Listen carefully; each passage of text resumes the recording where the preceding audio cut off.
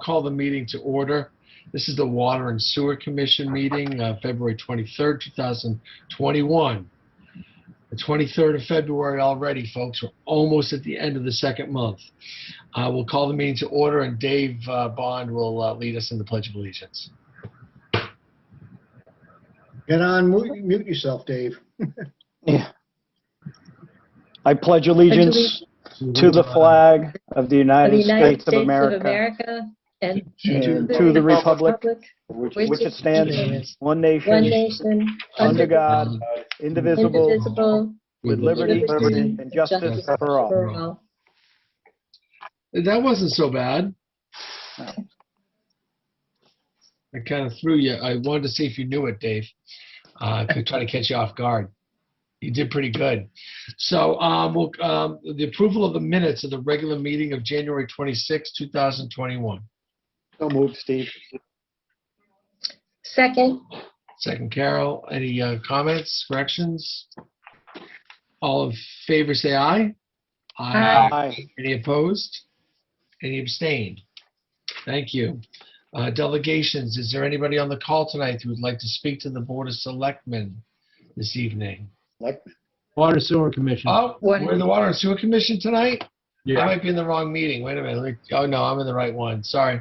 Water and Sewer Commission. Anyone like to speak to the Water and Sewer Commission? My apologies. Anyone? If not, thank you. Approval of the bills. Attachment B. Yeah, I'll move approval of Bill 1A for tie and bond for $10,517.95 for wells 1A and 6 treatment. Second. We have a motion and seconded. Now, is that just that 10,500 figure? Correct. Okay. We have a motion and second for the tie and bond invoice. Any comments, questions? All in favor say aye. Aye. Any opposed? Any abstain? Yes, I have to abstain. Thank you, sir.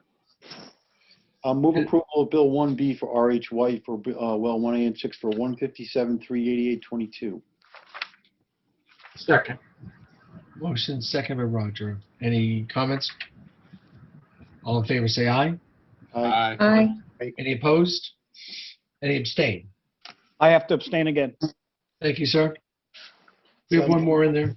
Move approval of Bill 3A for Weston and Sampson for $15,300 for Niantic Force Main Conditions Assessment. I'll second that. Motion has been made. Motion has been seconded. Is there any comments or questions? I had a question. I guess they're 60% done. There's really, what did they do for 60% of the work, Brad? Well, we haven't seen any deliverable as of yet, but we will shortly. A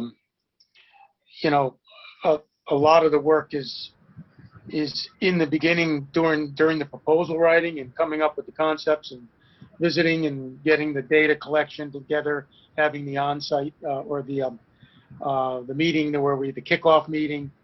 But there is no deliverable at this point in time, but the scope is what it is, and the fee is what it is. So, it'll eventually we'll get our product. Okay, thanks. I have a question. Yes. I don't have it.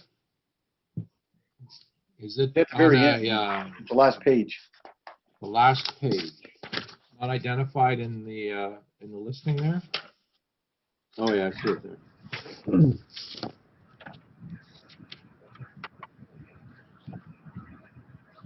There's no real backup then, Brad, for this. No, It's it's a just lump, invoice. being a lump sum contract. Okay.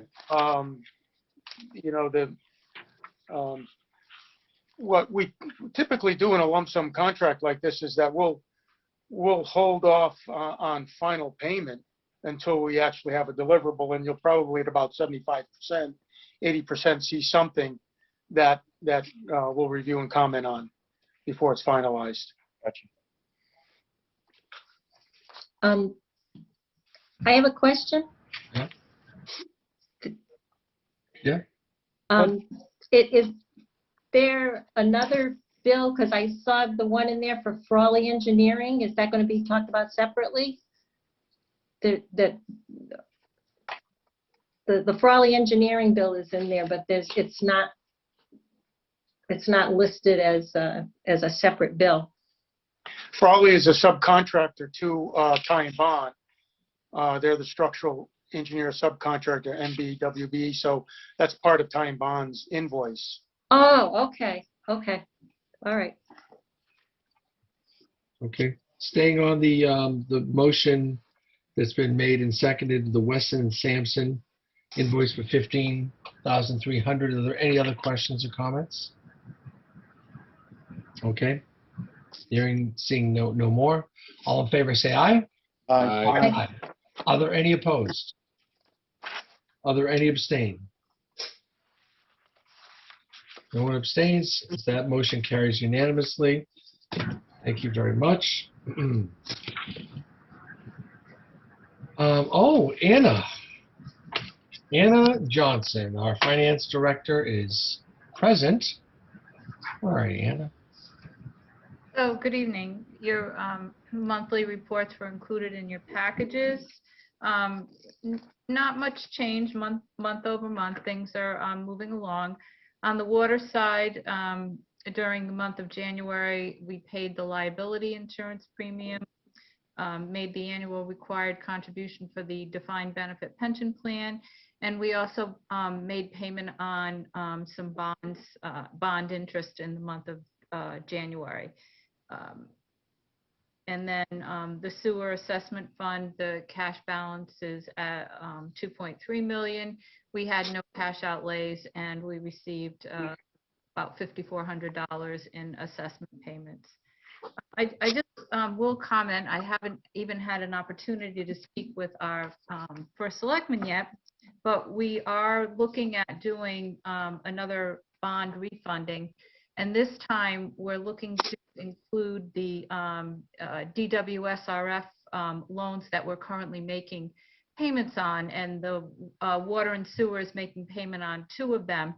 If you can believe it, the rate that we have with the state of Connecticut is 2.2%, and well, 2% rather. And in the analysis that our financial advisor did for me regarding the rate that we may be able to obtain on that debt, it's at 1.12%. That's really unprecedented. The thing with the state drinking water fund, in order to refund it, we have to send in a request to the state and get on a priority list. Because the rates are so good, everybody wants to fund the date to obtain better rates.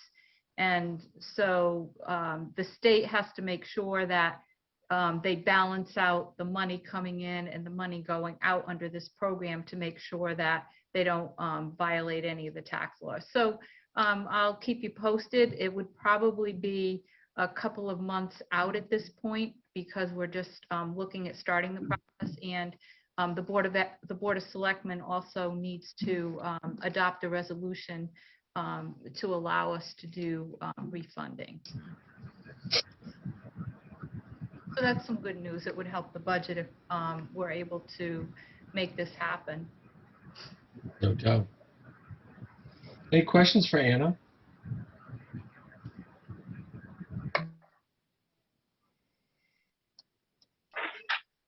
If not, thank you, Anna, for your comprehensive report. We need to set the public hearing date for the sewer benefit assessments. Is there suggestions from the staff? Yes, this is Brad. I can speak to that. It didn't get in your packets, but I did email to everyone yesterday a copy of the resolutions for 2 assessment efforts, one being GDEL, which is Gateway Phase 2, and the other being the Orchards subdivision, Partridge Court Phase 4. So we reviewed these as well as a couple of other assessments that we'll be doing in the ensuing months, and we indicated that we would come back with the, to show you the resolutions, the Schedule A's, and then basically set our public hearing date for that. And so we're doing that now. I figure we would launch these or set these public hearing dates for the next meeting.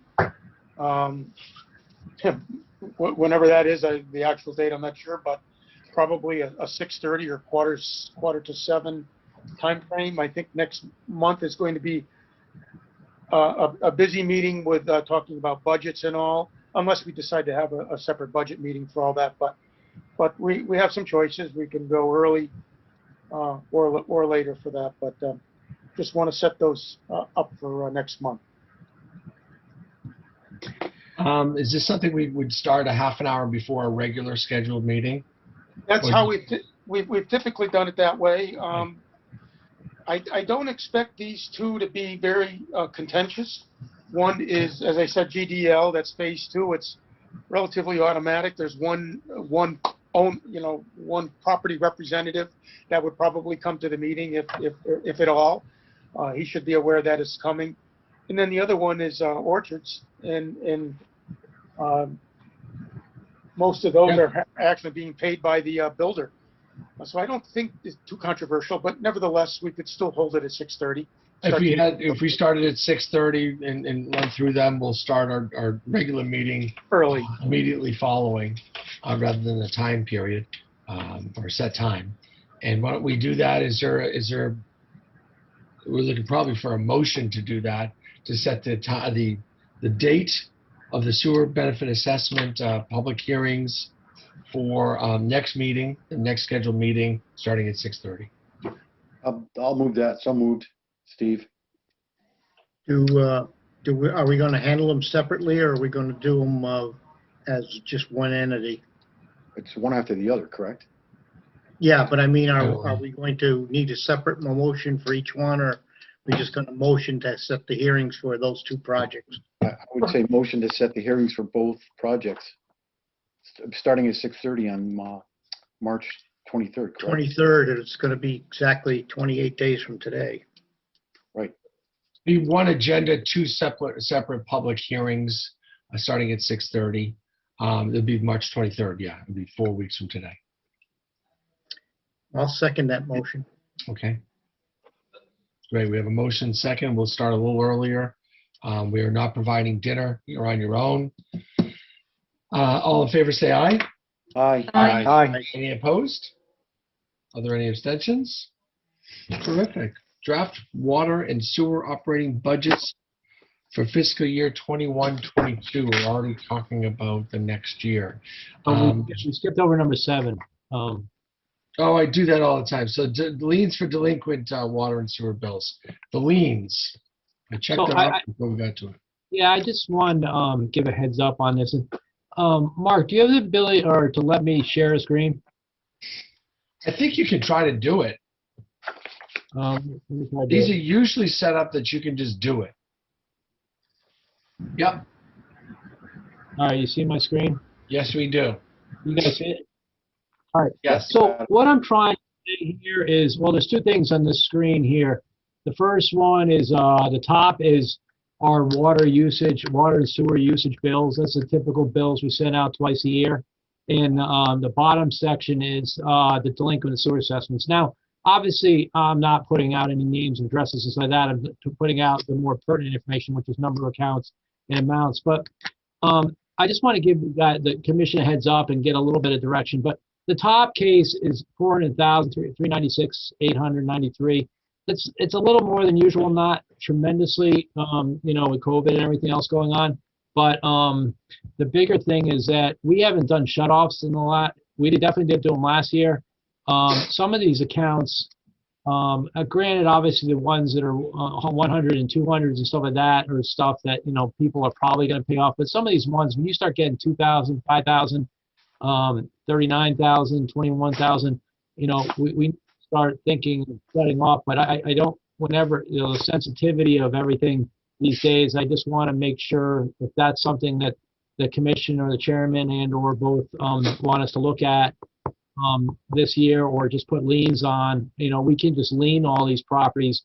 Now, the people with all above in the top list have all gotten their late notices that they have to get their payment in by March 1st. So it's only February 23rd right now. So this list might go down some, but after that stage, you hate to have $350,000, $400,000 sitting out there without, so I'm trying to get a little direction on that. And the bottom one, the delinquent sewer assessments, the main point there is that Jeannie Niskanen, our sewer admin, does a decent job, a very good job of leaning these properties. They haven't been leaned in a year, and I will give her that direction after this meeting for the people. But there are assessments, again, the ones that are, 3,000, 4,000 is one thing, but there's definitely people on this list that have no intention of paying their sewer assessment, have never paid it. So I kind of, if we want to go down, I know we talked about attorneys before. Do we, another idea is maybe send to a collection agency.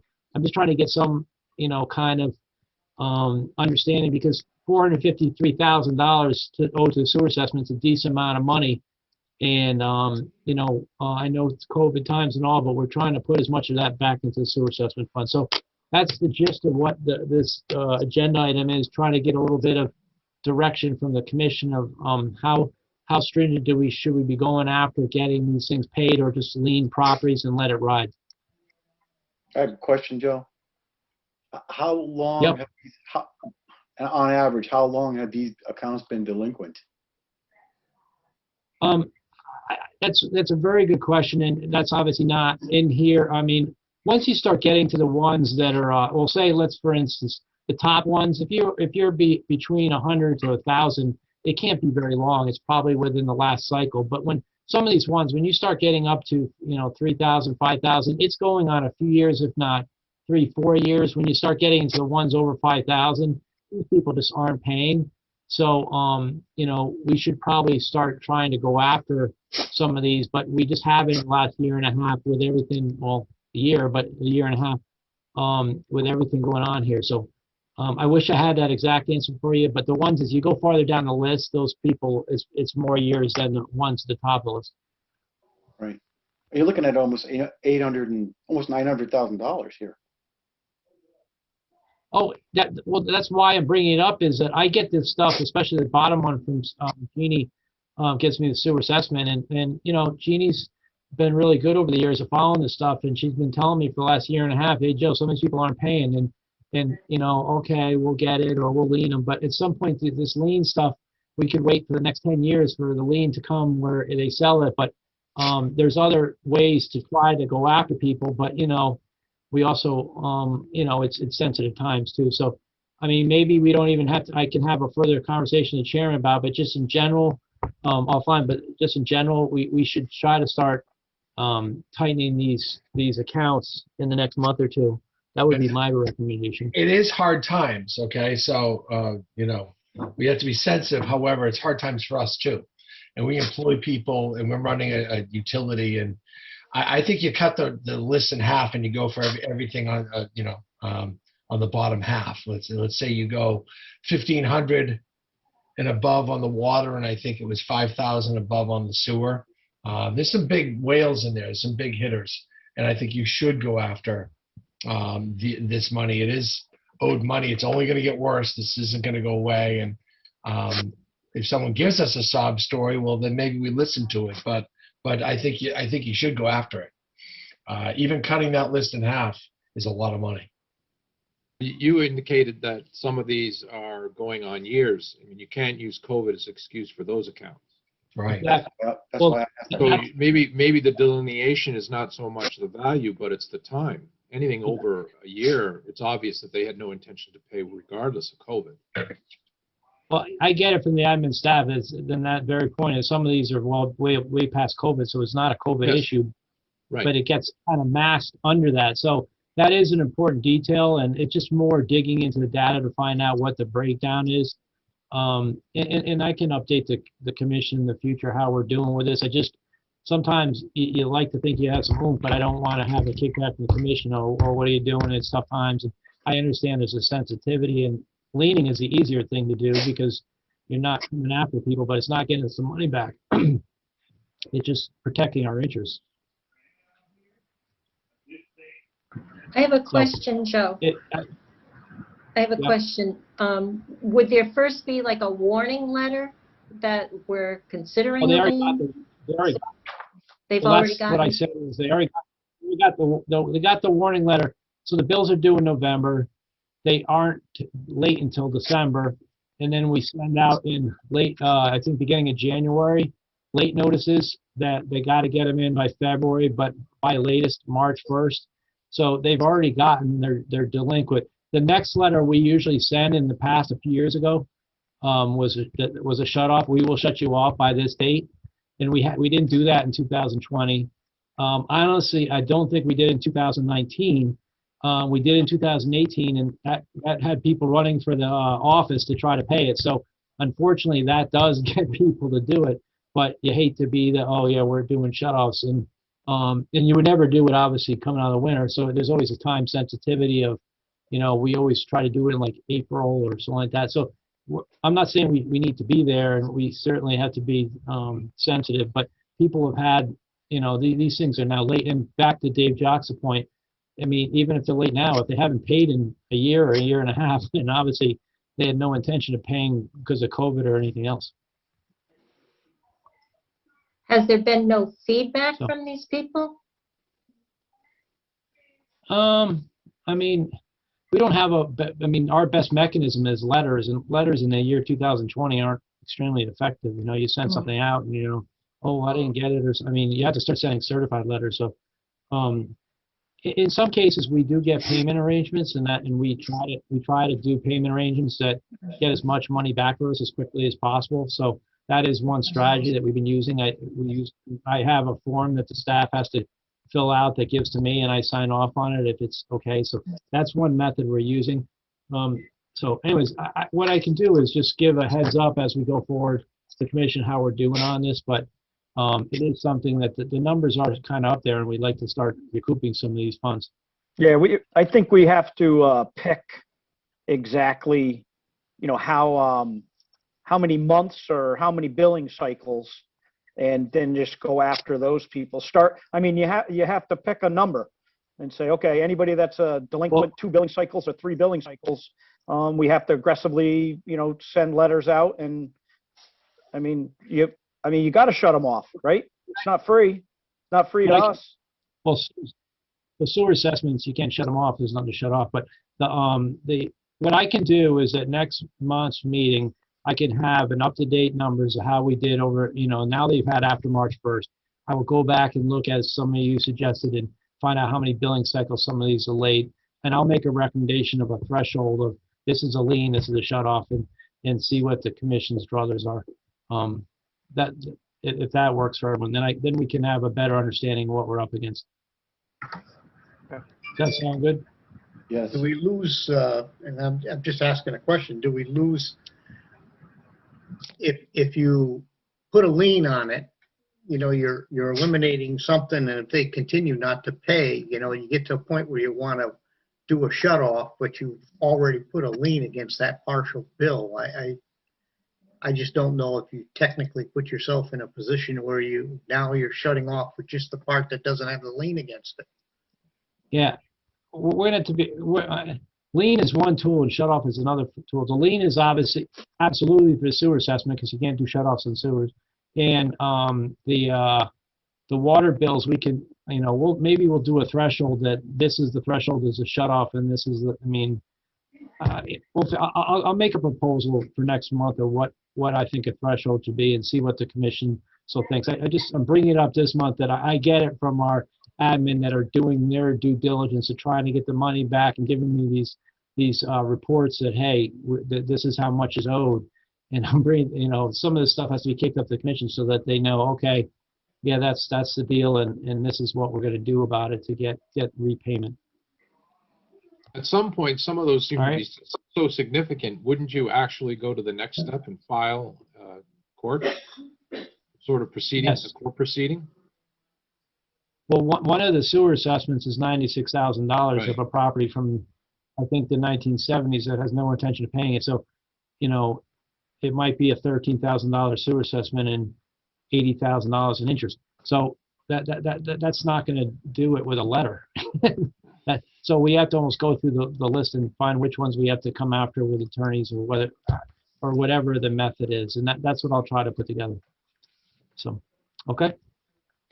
Great. That's all I have for that. Great. So Joe, one more thing on that hotel was sold, well, the state bought that, Starlight Motel. Are they, one of the big hitters on our two lists? I want to say they are. So when we do have a lien, my understanding is we stand above the mortgages. So, we should get that money back. I think it was significant money, and our town attorney was very excited Yeah. to announce to us that through eminent domain, the state has taken the Starlight Motel and the mobile station in preparation of the major development of the exit 74 on ramp, off ramp. I'm pretty sure they're, I think they're one I'm of the pretty big- sure they're one of the ones at the bottom. I want to say they might be the 21,000 one. They're one of the bigger ones, the big ticket ones. So that will be good. That will be cleaned up, is my understanding. Okay. All right. So I have the next agenda item, No. Mark. The next one is the draft water and sewer operating budgets that you prepared for us. Yeah, so let me set the stage for this. Is you guys got a lot of papers and there's a lot of numbers on there, and I apologize in advance. Maybe it's the engineer and us that trying to put this stuff together, but I want to set what we're talking about tonight. What we're talking about is just, all I want to do is kind of explain what you, I'm going to share my screen in a second, but I just want to explain what you have tonight, what you have in front of you, because there's a lot there. And you know, certainly if you have any questions, I mean, feel free to ask them. I'm thinking tonight's not only not the big discussion in question night. This is more me just explaining to you what you got in front of you. So now you have another month to chew on it and really dig into it. Now saying, oh yeah, that's what Joe said it was.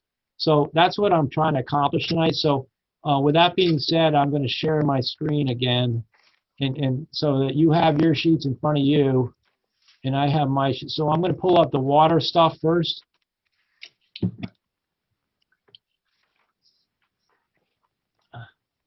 All right, do you see that 11 by 17 on the screen? Yeah, that's amazing. And let me zoom in on this.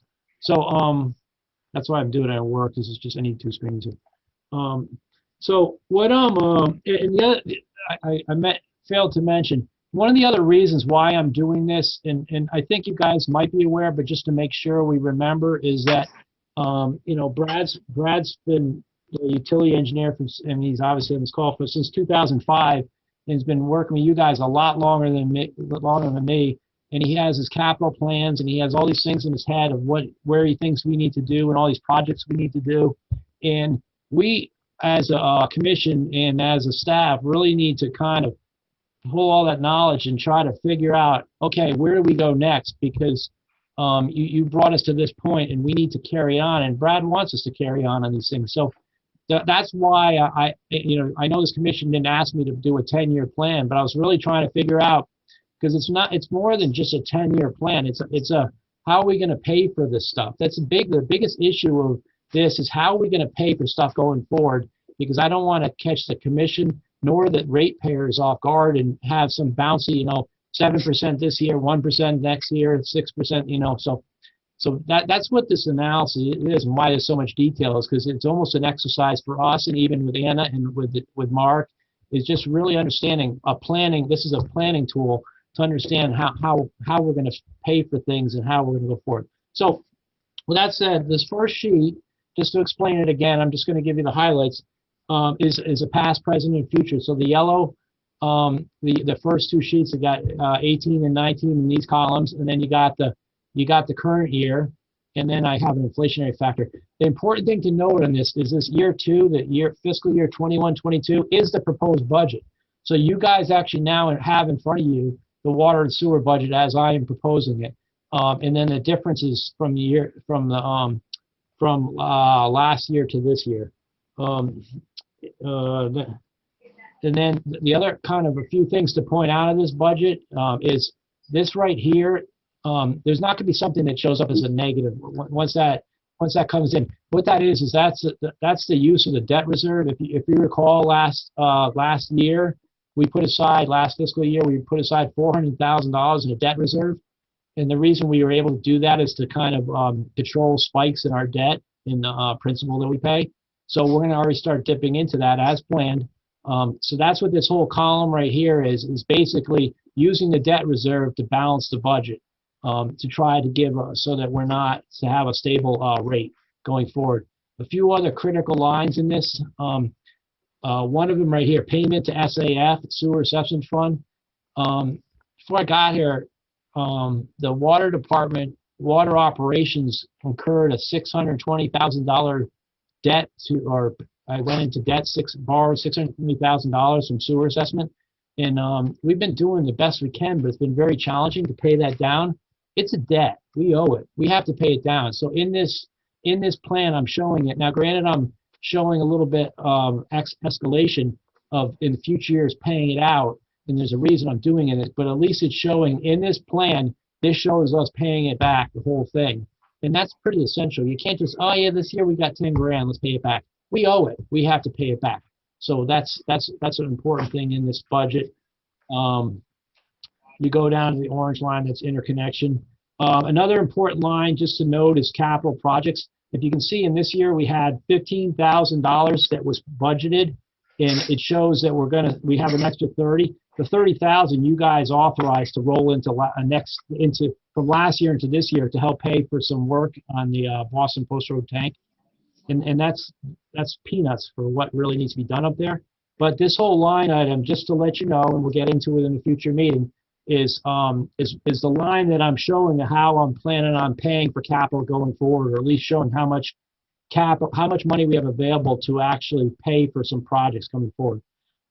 The rest on this first sheet, this is showing the increase in the operating budget. Now, granted, you guys approved the budget in the spring and the rates in the fall, and just because the budget's saying going up 2.5%, or in this case 4% next year, doesn't necessarily mean that that's the rate. There's a big factor that figures into that. So but it's all there. The orange is the use. The pink is the use of the debt reserve, and so the second sheet we get into, this is the revenues. So all that's there, same kind of concept as far as this is the revenues for the coming year. A lot of numbers again there, but they're all there. And then at the bottom is what the last 3 years of rates that we've had for all the rates in our water department. And this is based on a target rate increase, and I'm proposing a target rate increase of 2% this coming fall. Now, future years, I'm proposing a 2.5%, just because we have a lot of stress on a lot of things, and you can't nickel and dime that rate increase, but we obviously have to be sensitive to the rate payers. So that's what I'm showing in this analysis. You guys have every right to say that's right, that's good, it's bad, but it's showing everything right there. But be able to look out 10 years and see that's what we're looking at for rates if all goes well, and that's a big if, but everything is kind of factored in here. So that's the second sheet. The third sheet, a lot of numbers. Hopefully you trust a lot of them, but because they're all the ones that Anna gave me. This is all the debt. Now, Anna said something about refinancing debt, and that's news. If that's something of this debt, then that's a good thing if it's the lower interest rates. But this is the debt schedule that Anna gave me up here. So that's the current, that's for principal. This here is for the payment of the well 1A and 6 project, because on a DWSRF project, you have to pay 1/20th in the first payment, and then you break up the principal. Now here's the principal, and the interest. I have the interest in here as well. So and then down here's the interest payments, and then this is also the payment of the water replacement project. So we have a lot of different funding things that are going on, and I want the commission to be aware of how things are being paid for. So, and there's a little analysis over in this corner here of how the total, like the well 1A and 6 project, we're borrowing 5.156. We have to pay back 1/20th, which is 257,800 in the first payment. That subtracts out here and then dividing it up. So that's basically the gist. A lot of numbers here, but this is important stuff to know going forward. We're going to be saddled with, saddle might be a tough word, but this is the debt we're going to take on. We're taking on 2 major projects, the well 1A and 6 and the meter replacement project. So that's 2 things we already have to deal with, plus there's other things coming down the road. So the next line item is I basically took all the stuff that Brad had given me and dropped it into an analysis that has the same columns for the years and so like that. So 10-year, now I have from year 1 to 4, I've identified all the different things. Like up here, one of the big priorities that Brad is talking about is paying for the well 5 replacement. So we're already trying to use over here, again, there's a lot of numbers, but this is the estimate Brad just given me of how to replace well 5. And we're going to try to use the remaining funds in the remaining bond money, and then pay for the rest out of the capital project lines, which is in the budget. Other things, I know Joe's on the line.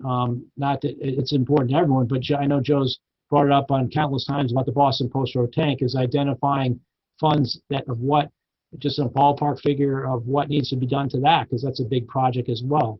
So, and that's that thing. The 240,000 is rebedding. Well, I mean, every time we rebed these treatment plants, every filter is 80,000. Well, we got a lot of filters in all these different treatment plants. So how are we paying for all this stuff? I mean, we just can't push it down the road and all of a sudden not be able to afford it.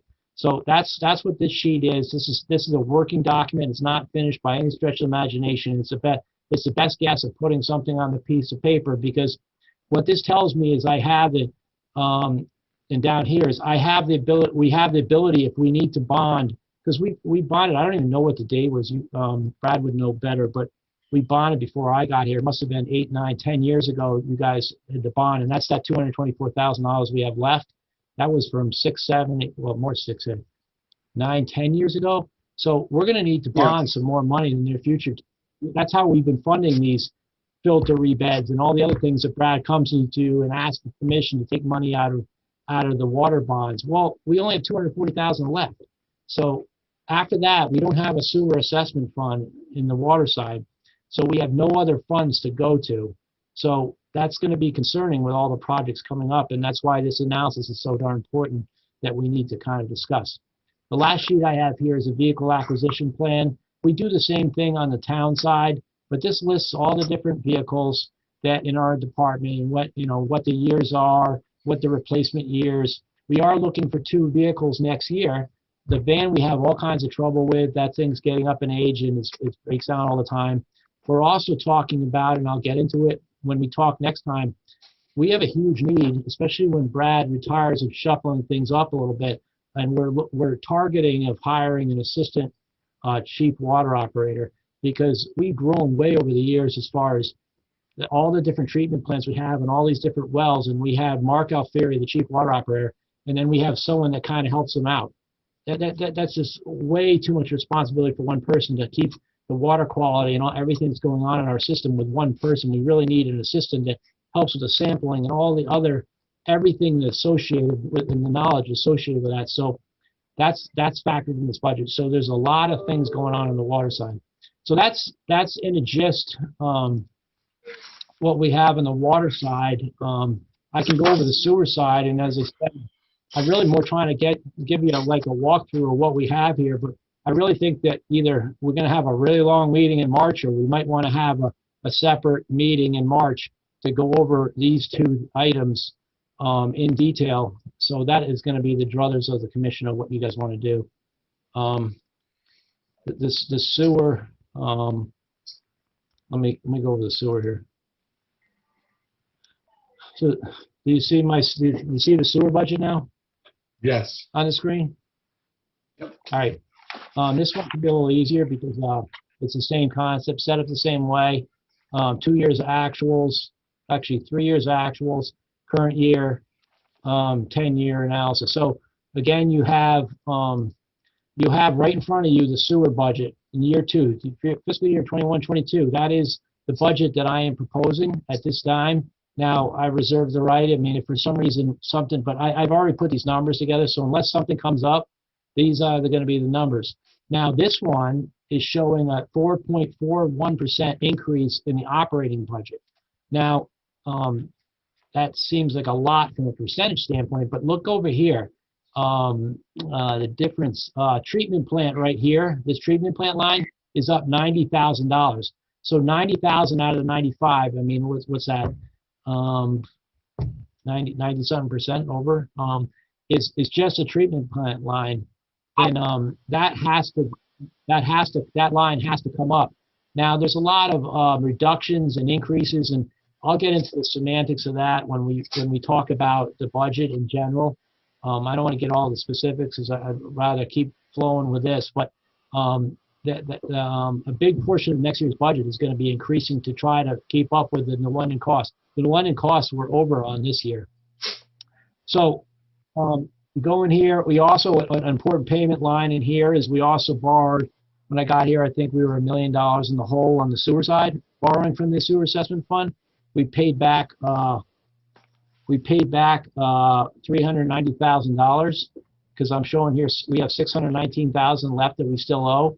I mean, that's real money that's owed to the sewer assessment fund. And so for the same reason as the water side, we have to start making a concerted effort to pay that back. And again, same kind of concept. I know it is escalating, and that sometimes it looks a little funny, but it's the only way I could plug this thing in so that we could balance the budget going forward, to make sure. But this package is showing that we're going to pay down the sewer assessment fund.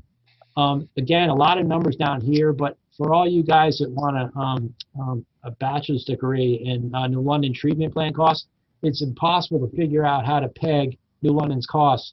And this is why, because so all the information is right here of what our payments are. They're not like, you can't just put like, oh, we paid New London $700,000 last year, so it's going to be $720 next year. It doesn't work that way. It's all over the place. So without getting into huge detail, all the information right there of all our flows to the plant, how we split up the plant, and all that, even how I'm guesstimating their budget even before they did next year. We should be getting their budget pretty soon, but that's all important stuff so that I can give you guys that's the first line. Second line again is revenue. Unfortunately, in sewer side, besides sewer usage revenue, there's like pittance of revenue. There's like nothing left. I mean, you have $7,000 in delinquent interest, $7,500. You have $2,500 in inspection fees, $6,000 in maintenance fees. That's Spinnaker. And then you have $6,600 in permit fees, and then you have $2 million in so it's all in the rates that we collect twice a year, and that's why it's so critical that we're trying to move forward with this meter replacement. This is the breakdown of the sewer. The sewer admin gets charged to the sewer assessment fund. It is a proposal, a change I'm proposing next year. Up till now, that sewer admin has been charged 25% of that person's salary to sewer assessment. I'm proposing it to be 50%. That person spends at least 50%, and plus the sewer assessment fund sitting at $2.5 million, and I'm flinging nickels and dimes on the sewer operations to try to save money. So that's what my recommendation is going to be, is to take a little more for the sewer admins, to pay for a little more of the sewer admin's salary out of the assessment. Here's the rate structure again. Again, we have a sewer capital projects. It's a short list, but I kind of, because it's being easy to you guys, because I didn't put numbers on these things. But Niantic pump station, major pump station upgrade, that could be a few million. Relocate Bride-Brooks pump station, that's going to be a few million, if not more. Replace generators, that's going to be a decent amount, although we started doing some. Force main, I have force main under Niantic River twice, but that's going to be a few million. So we got some major projects coming up, and how the heck are we going to fund it? Well, here we go, the next sheet. Sewer assessment. Anna gives you an update every month. I looked at her sheet today, but this number here, the 2.358728, the current budget, that I got out of last month's Anna's sewer assessment report of what the sewer assessment is. So we're supposed to be getting payments from the sewer water operations to pay back. So up the top here is a little running balance. Now the sewer assessment's a lot more than just payments from the sewer operations and water operations and paying back. But what it's showing is what we paid off our payments to the town. So this fund is just going to be growing, and it's going to be growing at a clip of about, if you add up almost $300,000 a year, and that doesn't include the moms and pops paying assessments. So So what I did an analysis of old Lyme is coming in phase one. Now we're talking the 3 beaches, and now they already have a phase 2. So they owe us, they're going to owe us about 800 grand for that. Gateway started paying in 2013, 526,000. Gateway Resi 2, I'm sorry, Gateway Land was 2013. Resi 1 was 540,000. Resi 2 was 233,000. Orchards is 96,000 up to about right now, and another 560,000 coming in. Rocky Neck Village is 120, and we got to talk about Pointer Woods at some point because they're getting off scot-free, in my opinion. Because when they came in, they were supposed to pay us $853,000. That was 2008, and they're borrowing the Rocky Neck's capacity, so they don't have to pay anything. So that would have been a payment of $52,000 a year from them, but they're just borrowing the state's capacity, so they're not paying anything right now. So if you add up all these things, it looks like the sewer assessment, not even taking into account anything else is coming into it, just these projects alone. If you add up, say, in year 22, 23, all these projects would be 243,000 plus the sewer operations, water operations owe another 80. So that's 80 minus 35, 45. It's almost 300 grand you got coming in a year. The way my quick math, I could be wrong, is it's about $70,000 a million per year in bonding power. So if you were to borrow $1 million, it would be 70,000 a year over 20 years in a bond for 3.3 million at 3.3%. So I think the way that we're going to be able to fund these projects in sewer is to leverage our sewer assessment and bond at some point in time and pay for the payments of the bonding out of money that's growing in the sewer assessment. That, in my opinion, is the way to do it. But obviously, that's a water and sewer commission discussion, and that's why it's something. Because otherwise, I have no idea how we're going to pay for like almost $8 million of projects coming up down the pike in the next 5 to 10 years. And the last item on here is it's going to be really important now with these water.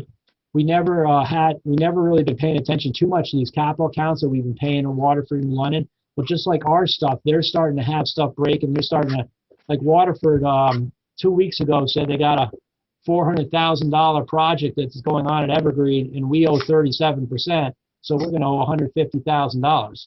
Well, I found out about that 3 weeks ago, and we're going to have to pay them in about a month.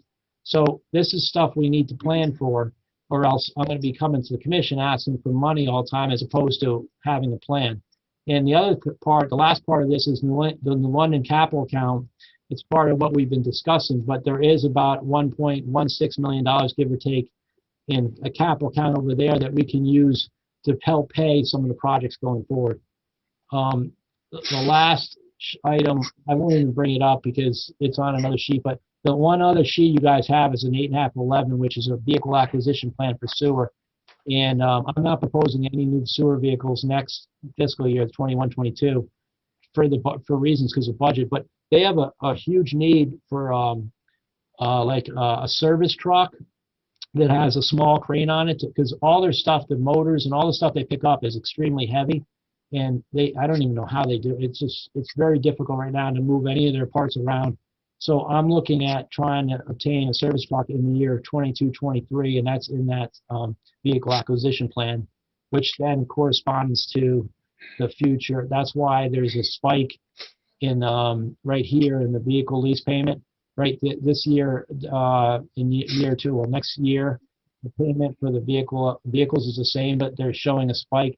That spike is if we do go forward with the service truck. So I just went over a lot of information, and I know I was hoping that just kind of cut it there, that you guys now know what's here. Now you can kind of jot down all the questions and bombard me with questions and go over this stuff. But I'm guessing we're going to need a good hour and a half to try to nail down water and sewer, because it's not just next year's budget. In my opinion, I think some of this stuff is important at the commission level to understand what your thoughts are and how we're going to pay for these projects as we transition and Brad retires and Ben steps up in doing this, and how we're going to fill the positions and how we're going to go forward with stuff. There's a lot of stuff going on, and it's better that I think the commission kind of has an important role in knowing what that is. So that's my piece. I mean, if anyone has any overlying questions, I'm certainly like to answer them, but I really think we need another either specific, let alone meeting to just discuss this, or we're just gonna have a really long March meeting, because that budget has to be approved in April. And, uh, you know, I mean, we could stretch it over March and April, but I'm open to whatever the commission wants on this.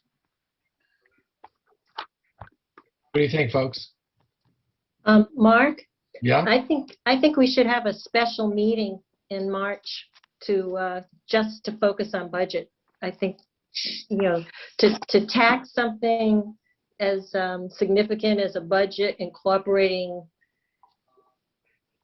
10-year projections, and I mean, the work, Joe, the work you've done is excellent. But I think we need a meeting just focused on budget. And especially since the next meeting is going to already have public hearings and everything, I think we should carve it out. I'm not sure what date will be the best date, but If this was a normal year, I would, no one ever wants to go to another meeting, but unfortunately, I think it does justify an extra meeting, because you know, this 10-year thing, I mean, we don't have to worry too much about what's happening in the year 2028, but just in general, where we're going over the next 5 years is pretty important. And there's a lot of projects that we've been kicking around with Brad, Bill, and I for the last 5 years, and with Brad retiring, we have to do some of these projects real soon, and how we get to fund them, and without slamming the budget, without incurring a lot of debt. It's going to be a juggling act, and I think it's really important to weigh in on what the commission wants. How about March 16th? Tuesday, March 16th? What do people think about that? works for me. How about for Joe? Is that, I'm Work. sorry, what was the date? March March 16th, Tuesday? March 16th? I think that's good. Let me look at my,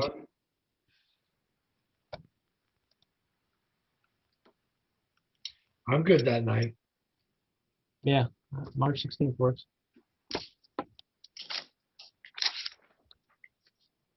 Jordan, as long as you The stay good thing away 17th.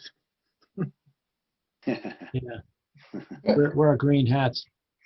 The good thing about it is I'm not going to give you anything else. You have everything that you need for that meeting. So you already got the kind of the 10,000 foot view of what you have, and hopefully I explained enough to know where to look for stuff. But I'm not going to be sending you anything before that meeting. We're going to talk about what you have now, all the stuff, all the documents you have now. 7 o'clock on the 16th? Could do it earlier, Yeah. right? Should we start earlier, Joe? You want to do 6? It's fine with me. Whatever time you guys want to do it. I'm thinking we need an hour and a half. Depending on how many questions. I mean, it is water and sewer. You're gonna need an hour and a half, maybe 2 hours. So, with that said, you want to do 6:30? So 6:30 sounds fine for me. I don't know. Sure. Anybody else? Let's do 6:30. 6:30. 6:30 is good. Okay. if anyone has any questions before, I mean, certainly you can always reach me. You know how to find me. But hopefully everything's in there that you might be able to look at.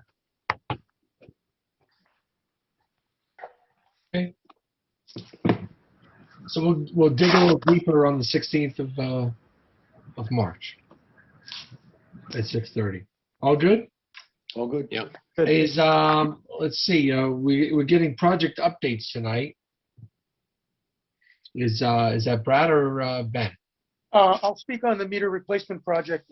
Today, I sent out an email with a copy of the letter that we received from Department of Consumer Protection on our, it was a response regarding the letter Mark Nickerson sent to them, putting them somewhat on notice that we intended to move forward with our project, and offered some contract language that we wanted to utilize. I apologize for not getting in the actual packets. But I don't know if any of you have had an opportunity to actually review that or look at it. But essentially, DCP did not really answer our question about whether the alternate contract language that we wanted to use was acceptable. They just pretty much reiterated the Connecticut General State Statutes and cited the requirements for licensing. Their position does not change. That's where we are with that. That same letter, our response from DCP went to the executive director at CWWA, and she's now in the process of coordinating a meeting with the governor's office to discuss further, not just because of us, but just the overall implications that in the future it may have with public water suppliers that are moving forward with projects like this. So we're somewhat at square one, but we haven't really had a chance to discuss what the next steps are, but we are prepared for the next meeting to have a couple of alternatives. By then, I know Bill right now has sort of drafted a couple of scenarios that we can walk through. He just kind of put those together today. We haven't had really a chance to look at them yet, nor sit down with PMI to come up with the plan.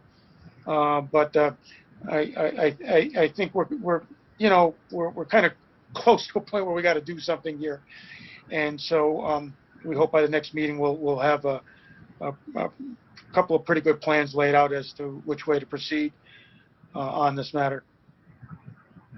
Brad, Um, one point is that one event on the meter replacement is the FlexNet system is working now on the towers, and Bill's been, there was about 500 meters that did go in, and all those are coming in, and it's unbelievable the data that's coming in. We already found some people that have water leaks.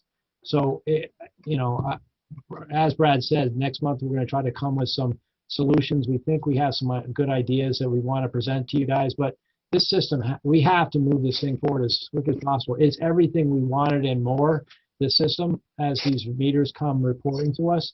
We just have to figure a way to get over this hump, and we will give you our recommendation next month of how we think we can do it.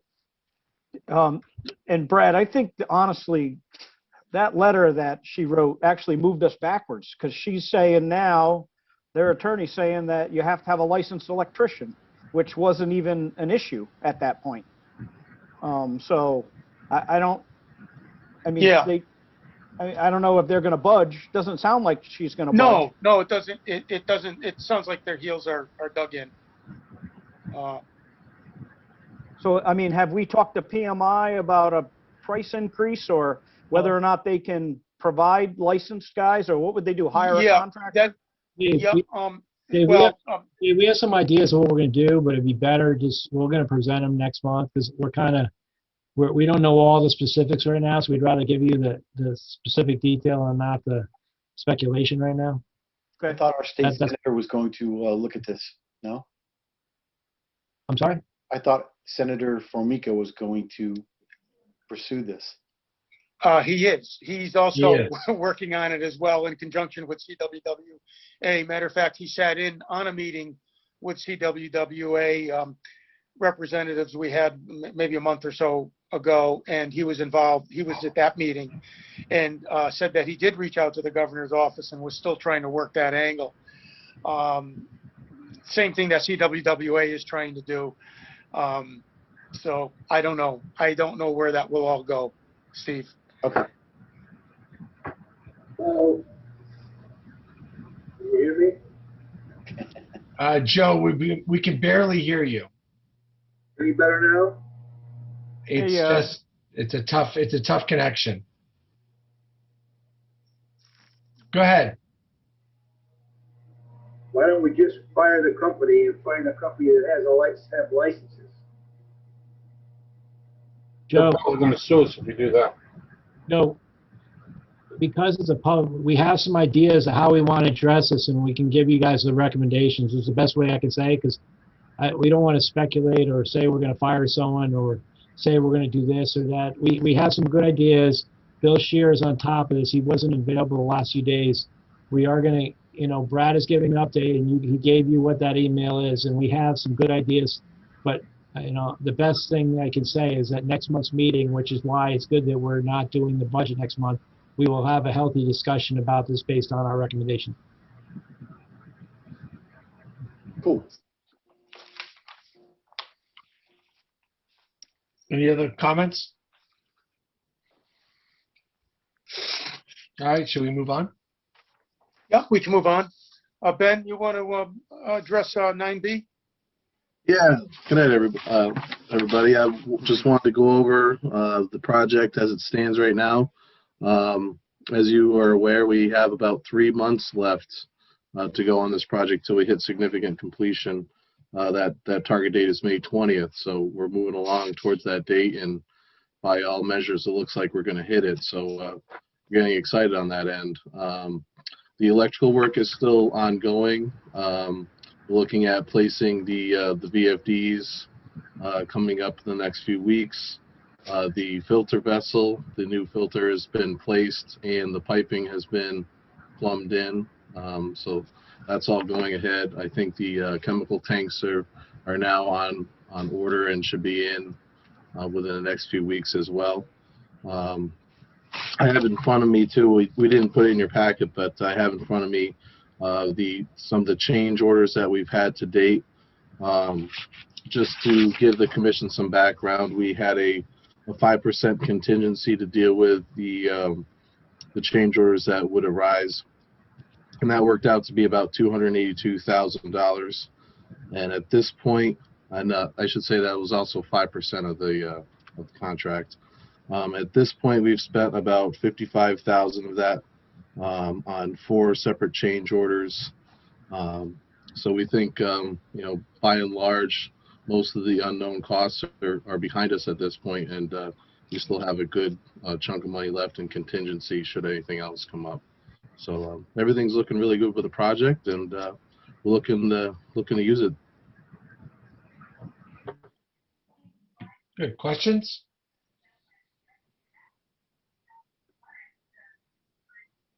Thanks, Brad. Yep. Correspondence log, I don't see anything in here. Was there an attachment? Oh, yeah, here it is. From Attorney Holster. Right. Yes. It's the FOI thing. Yeah, do you want to make comments on that, Brad? That is a letter from Attorney Hollister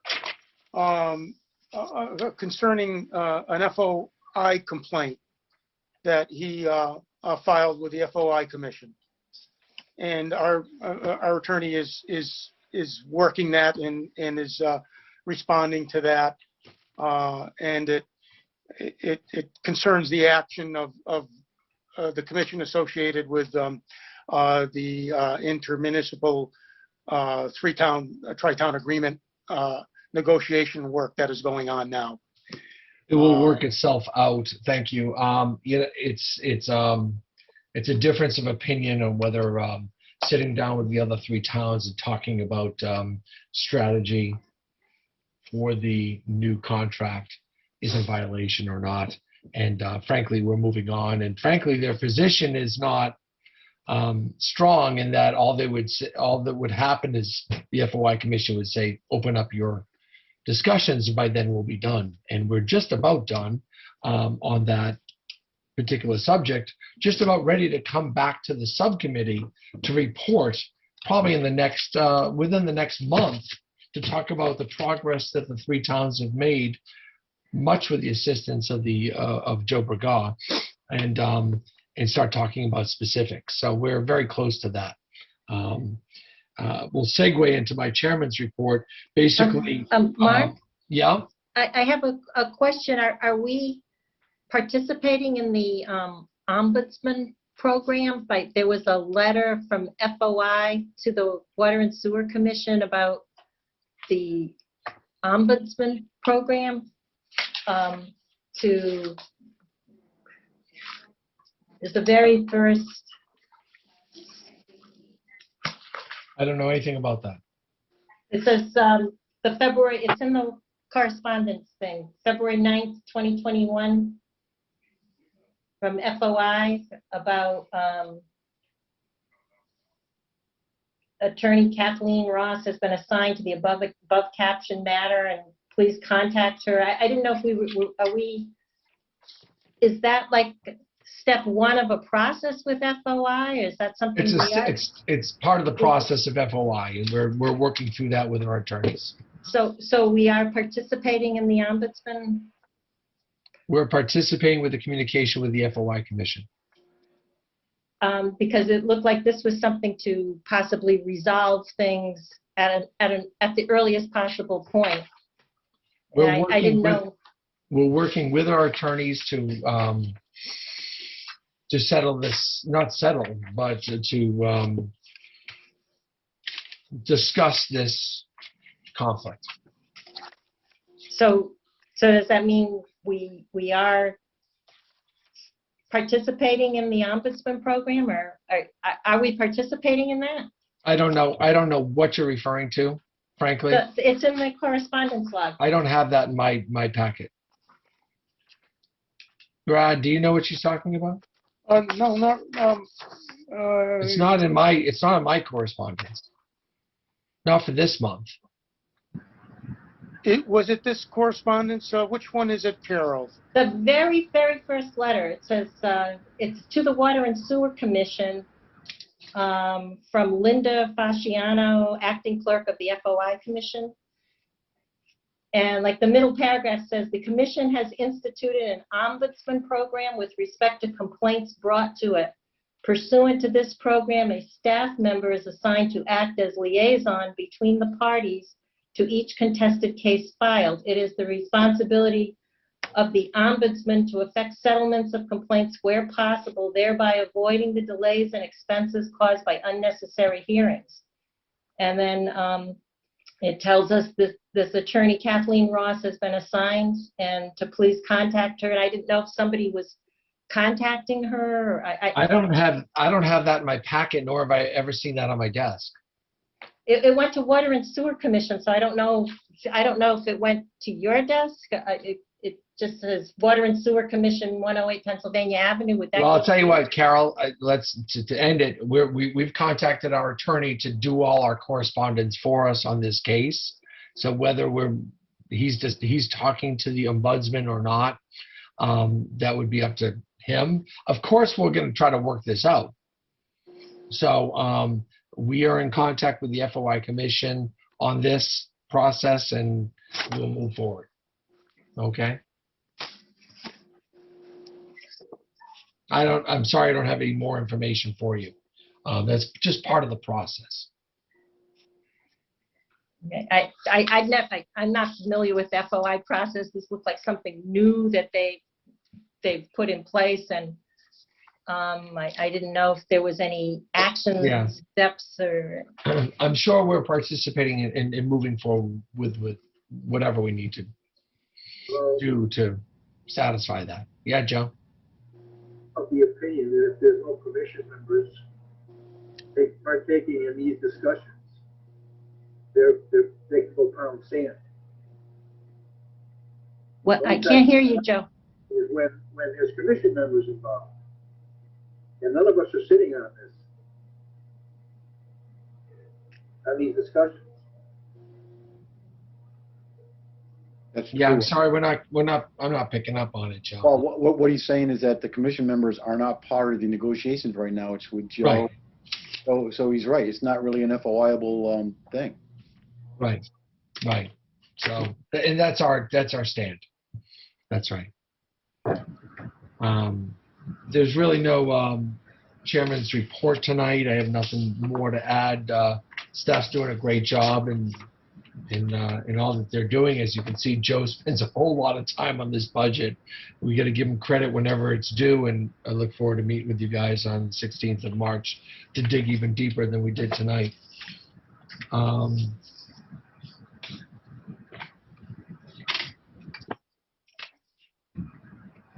Now, Carol, you got me on. Oh, sorry. Water Department monthly report. Is there an update? Well, you have it in your pack, Well, so you- are there any questions? Yep, the reports are there. If you have any questions? Just one quick one, Brad. Has Ty and Bond actually started their investigation now on the musty odor and They have. taste They issue? have. We had a kickoff meeting last week. We shared with them a lot of information that they're now putting together in a report, and they'll be coming up with some recommendations for additional testing, and we're providing them some information to help them revise our hydraulic model. So, I mean, we'll let you know as it proceeds. Nothing really new at this point, though. Thank you. Good. Any other questions? Water and Sewer Department monthly report? I have on the sewer side, but I don't know if anyone else has any questions on the water side. Okay, go ahead. Couple of things. One, on the sewer side, I wondered if there was any more feedback on the site selection for the Bride-Brook, relocation of the Bride-Brook pump station. Actually, yeah, there is actually. You know, when we met as a commission, when the commission met a couple of months ago, we reviewed the alternative analysis that was put together by Weston and Sampson, and there were some questions raised about flood resiliency and the flood elevation of the site that we selected versus a site that didn't rise to the top, and that was the one on the corner of Giants Neck Road and Route 156. And I think one of the questions that had come up was, well, you know, that site is completely out of the 100-year flood elevation, and so why are we sort of discounting that? It actually turns out I've asked Weston and Sampson to go back and kind of retool that report a little bit, because in actuality that site, even though from a flood perspective is very ideal, constructability wise it's off the table. What apparently happened when they were looking at the topo, the topo did not extend all the way to that particular property, or the topo map that they were using did not, they inferred the topo lines incorrectly from what mapping they had. So it turns out the sewer would have to be like 30 feet deep in order to even get to that location gravity. So that is totally construction-wise off the table as being a feasible alternative. So they're just going to, they revise that a little bit to reflect that.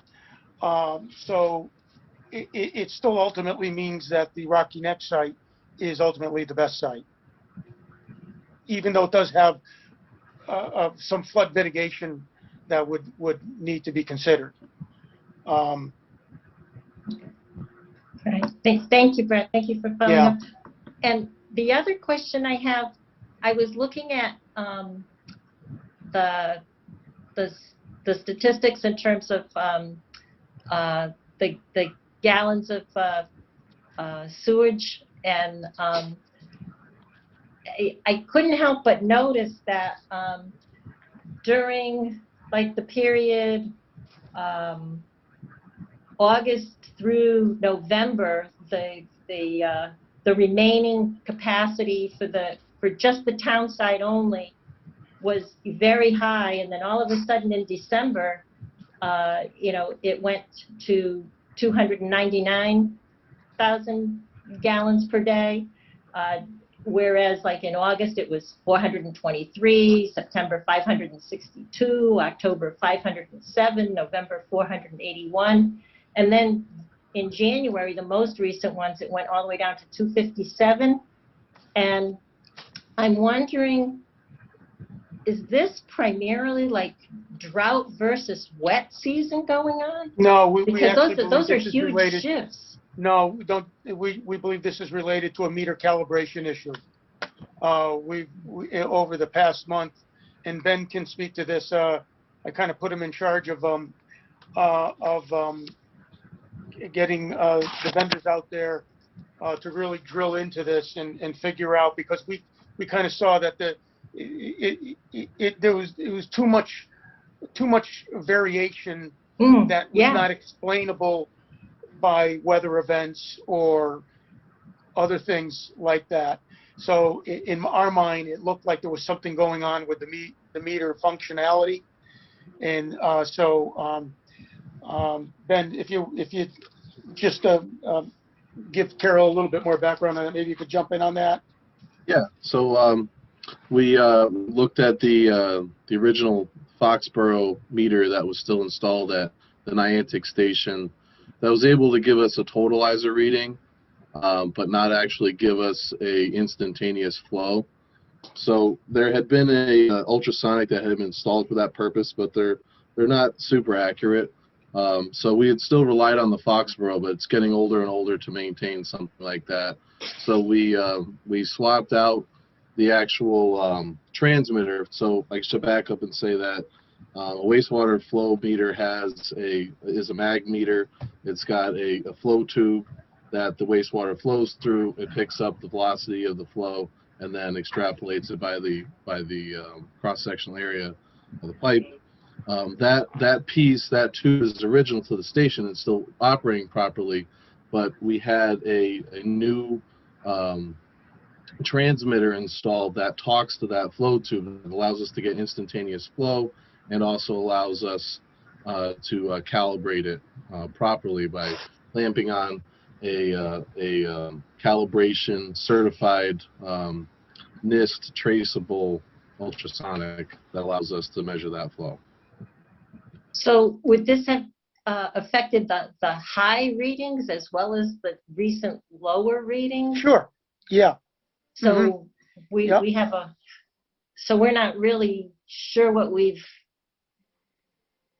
Well, I mean, yeah, how do for we that come up with period a of time. figure that- I mean, you have 9 years of data prior to that, or 8 years of relatively consistent data. So you'd have to look at that most recent data and take that with a grain of salt. The other thing that I know is being negotiated in the Tri-Town work is that all of the three communities, Waterford, New London, and East Lyme, are looking at in the future. I think that's going to be built into the potentially built into the agreement, Joe. Correct me if I'm wrong, but that all three entities would have the same meter contractor do all of the calibration, so that we're not looking at each other and questioning what one town is doing versus the other in terms of how we're calibrating our meters and checking them. So that way we'll feel confident that we're all working under the same umbrella. That is correct. All the meters would be calibrated by the same vendor at the same relative time. New London would pick up the cost, and then whichever community is assigned to that meter would pay the cost in one of the bills. We'd only be assigned one meter, the one at Niantic, because Waterford and New London have different flows going into different communities and stuff like that. So that is correct. But that way, we know they're all getting calibrated at the same time by the same vendor. And this whole meter thing is important in that it's related to the analysis that Weston and Sampson is doing. When we had our kickoff meeting with them, there were a lot of things we discussed. And one of them was, you know, to evaluate the condition, obviously, of the force main. That's the main thing, but any potential failure or leakage in the line. So obviously your metering has to be relatively accurate in order to, you know, determine those things. And those discussions kind of, you know, got us going into the defining what might be going on with the meters out there. So you know, it's all going to work together with the force main study as well. Thank you. Great. Let's move on. I guess next on the agenda is any future agenda items, or we can adjourn.